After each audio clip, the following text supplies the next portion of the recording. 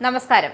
വിദേശത്തേക്ക് ഹവാലയായി 85 ലക്ഷം രൂപ കടത്തിയെന്ന വിദേശ നാണയ വിനിമയ ചട്ടം ലംഘനക്കേസിലെ കേന്ദ്ര അന്വേഷണ ഏജൻസികളുടെ നീക്കം ശക്തമായതോടെ നിയമ പോരാട്ടത്തിനൊരുങ്ങുകയാണ് പിണറായി വിജയന്റെ കുടുംബം. കേസിൽ മുൻകൂർ ജാമ്യം തേടുന്നത് ഉൾപ്പെടെയുള്ള നിയമപരമായ വഴികളാണ് കുടുംബവും അഭിഭാഷകരും പരിശോധിക്കുന്നത്.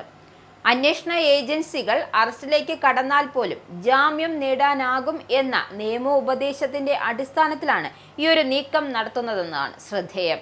വിദേശ നാണയ വിനിമയ ചട്ടത്തിലെ കടുത്ത വകുപ്പുകളാണ് വീണ വിജയനെതിരെ ചുമത്താൻ എൻഫോഴ്സ്മെന്റ് ഡയറക്ടറേറ്റ് ഒരുങ്ങുന്നത്.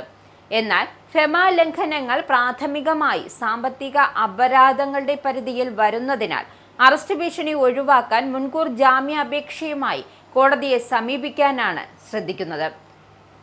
എങ്കിലും ഏജൻസികൾ ഉന്നയിക്കുന്ന കുറ്റങ്ങളുടെ ഗൗരവം കണക്കിലെടുക്കുമ്പോൾ കോടതിയുടെ നിലപാട് ഇത് നിർണായകമാക്കുന്നുണ്ട്.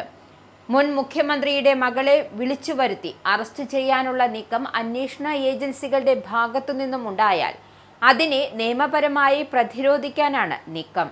മുൻകൂർ ജാമ്യം അനുവദിക്കപ്പെടുകയോ അല്ലെങ്കിൽ അറസ്റ്റ് രേഖപ്പെടുത്തിയാൽ തന്നെ ഉടനടി ജാമ്യത്തിലിറങ്ങാൻ സാധിക്കുകയോ ചെയ്യുന്ന സാഹചര്യം ഉറപ്പാക്കാനാണ് ഡൽഹിയിലെയും കൊച്ചിയിലെയും മുതിർന്ന അഭിഭാഷകരുമായി ചർച്ച നടക്കുന്നത്. വീണയുടെ ഭർത്താവും മുൻ മന്ത്രിയുമായ മുഹമ്മദ് റിയാസും അന്വേഷണ പരിധിയിലാണ്. വീണ വിജയൻ വിദേശത്തേക്ക് ഹവാല മാർഗത്തിലൂടെ 85 ലക്ഷം രൂപ കടത്തിയെന്ന കണ്ടെത്തലാണ് നിലവിലെ നിയമക്കുരുക്കിന് ആധാരമായി മാറിയത്. മാസപ്പടി കേസിന്റെ അനുബന്ധമായി നടത്തുന്ന തിരച്ചിലുകളും പരിശോധനകളുമാണ് വിദേശ നാണയ വിനിമയ ചട്ടം ലംഘിച്ച് പണം കൈമാറ്റം ചെയ്തതിന്റെ രേഖകൾ ഇഡിക്ക് ലഭിച്ചതെന്നാണ് റിപ്പോർട്ടുകൾ സൂചിപ്പിക്കുന്നത്. അഴിമതി പണമാണ് ഇങ്ങനെ കടത്തിയതെന്നാണ് വിലയിരുത്തൽ. കടത്തിയ തുകയുടെ 3 ഇരട്ടി പിഴയും പരമാവധി 5 വർഷം വരെ തടവ് ശിക്ഷയും ലഭിക്കാവുന്ന ഗുരുതരമായ സാമ്പത്തിക കുറ്റകൃത്യമാണ് ഫെമ ലംഘനം.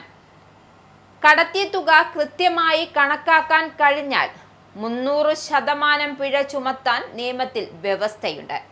പണം കണ്ടെത്താനായില്ലെങ്കിൽ 2 ലക്ഷം രൂപ വരെ പിഴ ചുമത്താനും ഫെമ വ്യവസ്ഥ ചെയ്യുന്നുണ്ട്. ചുമത്തുന്ന പിഴ 90 ദിവസത്തിനകം ഒടുക്കിയില്ലെങ്കിൽ പ്രതിയെ തടവിലടയ്ക്കാനും നിയമത്തിൽ വകുപ്പുകളുണ്ട്. 1 കോടി രൂപയ്ക്കു മുകളിൽ വിദേശത്തേക്ക് കടത്തുകയോ വിദേശത്ത് സൂക്ഷിക്കുകയോ ചെയ്താൽ 5 വർഷം വരെ തടവ് ശിക്ഷ ലഭിക്കും. ഇതിനു പുറമെ കടത്തിയ തുകയ്ക്ക് തുല്യമായി മൂല്യമുള്ള സ്വത്തുക്കൾ കണ്ടുകെട്ടാനും ഫെമ നിയമത്തിൽ വ്യവസ്ഥയുണ്ട്. അതേസമയം മാസപ്പടി കേസിൽ വീണ വിജയനിൽ നിന്നും പിടിച്ചെടുത്ത കുറിപ്പുകളും ലേക്കർ ഇന്ത്യ നടത്തിയ ഇടപാടുകളും കേന്ദ്രീകരിച്ച ഇഡി അന്വേഷണം കൂടുതൽ വിപുലീകരിക്കുകയാണ്. കോഴിക്കോട് റെയ്ഡ് നടത്തിയ 8 ഇടങ്ങൾക്ക് പുറമെ കുറിപ്പിൽ പരാമർശിക്കുന്ന മറ്റ് വ്യക്തികളുമായുള്ള സാമ്പത്തിക ഇടപാടുകളും ഏജൻസിയുടെ നിരീക്ഷണത്തിലാണെന്നാണ് ശ്രദ്ധേയം. വീണ എഴുതിയതെന്ന് ഇഡി സംശയിക്കുന്ന കുറിപ്പുകളിലെ കൈപ്പട സ്ഥിരീകരിക്കുന്നതിനായി ശാസ്ത്രീയ പരിശോധനകൾ നടത്താനും ഇഡി തീരുമാനിച്ചിട്ടുണ്ട്.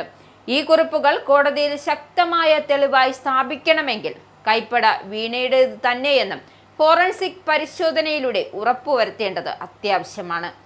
കഴിഞ്ഞ ദിവസങ്ങളിൽ കോഴിക്കോട്ടെ വിവിധ കേന്ദ്രങ്ങളിൽ നടത്തിയ റെയ്ഡിൽ ലഭിച്ച ഡിജിറ്റൽ തെളിവുകളും രേഖകളും ഇഡി ആസ്ഥാനത്ത് വിശദമായി വിലയിരുത്തി വരികയാണ്.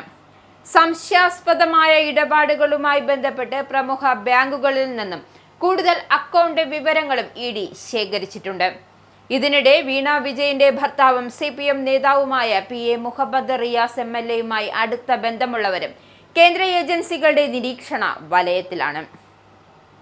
സാമ്പത്തിക ഇടപാടുകളിലെ പങ്കിനെക്കുറിച്ച് വ്യക്തത വരുത്തുന്നതിനായി റിയാസിന്റെ മൊഴി രേഖപ്പെടുത്തുന്നത് സംബന്ധിച്ച് ഇഡി ലീഗൽ സെല്ലിൽ നിന്നും നിയമോപദേശം തേടിയതായാണ് സൂചന. ഫെമ കേസിലെ കുറ്റപത്രം സമർപ്പിക്കുന്നതിന് മുന്നോടിയായി വീണ വിജയനെ ചോദ്യം ചെയ്യാൻ ഇഡി ഉടൻ സമൻസ് അയച്ചേക്കും. ചോദ്യം ചെയ്യലിന് ഹാജരാകുന്ന ഘട്ടത്തിൽ അറസ്റ്റ് തടയുന്നതിനുള്ള നിയമപരമായ മുൻകരുതലുകൾ സ്വീകരിക്കാനാണ് കുടുംബത്തിന്റെ ആലോചന. കേന്ദ്ര ഏജൻസികളുടെ നീക്കങ്ങൾക്ക് പിന്നിൽ രാഷ്ട്രീയ ലക്ഷ്യങ്ങളുണ്ട് എന്ന ആരോപണം ഭരണപക്ഷം ഉയർത്തുമ്പോഴും ശക്തമായ തെളിവുകളോടെ കേസ് മുന്നോട്ട് കൊണ്ടുപോകാനാണ് ഇഡിയുടെ തീരുമാനം. വരുന്ന ദിവസങ്ങളിൽ ഹൈക്കോടതിയിലോ വിചാരണ കോടതിയിലോ സമർപ്പിക്കപ്പെടുന്ന ജാമ്യാപേക്ഷകളുടെ വിധി കേരള രാഷ്ട്രീയത്തിൽ വലിയ ചലനങ്ങൾ സൃഷ്ടിക്കും.